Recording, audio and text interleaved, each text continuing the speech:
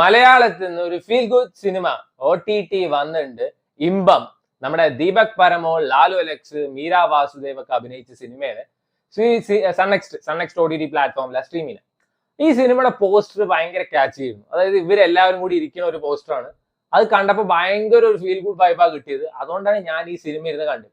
ഞാൻ എന്തായാലും രാത്രി ശരിക്കും കിഷ്കിണ്ടാപുരി അങ്ങനെ എന്തോ ഒരു റേറ്റഡ് തെലുങ്ക് ഹൊറർ പടം, എന്താണ് സ്കേറിയസ്റ്റ് പടം ഈ അടുത്ത കാലത്ത് ഇറങ്ങിയത്, അത് വെയിറ്റ് ചെയ്തിരിക്കുകയായിരുന്നു.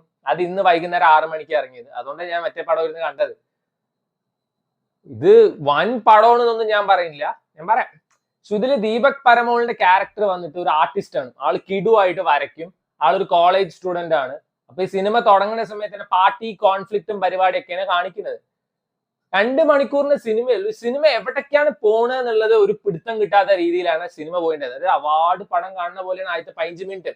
അപ്പൊ നമ്മുടെ അണ്ണൻ വന്നു, ലാലു അലക്സ്. പിന്നെ പടം കയറി.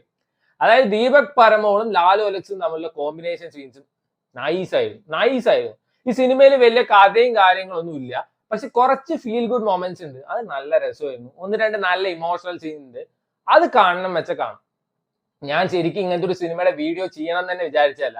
കാരണം 2 മണിക്കൂർ പടത്തിൽ എന്താ എടുത്തു പറയേണ്ടത് എനിക്ക് അറിയില്ല. അത്രയും അങ്ങനെ വലിയ കാര്യത്തിലൊന്നും ഇല്ലാത്ത പടമാണ്. എന്നാൽ കുറച്ച് നല്ല ഫീൽ ഗുഡ് മൊമെന്റ്സ് ഉണ്ട്.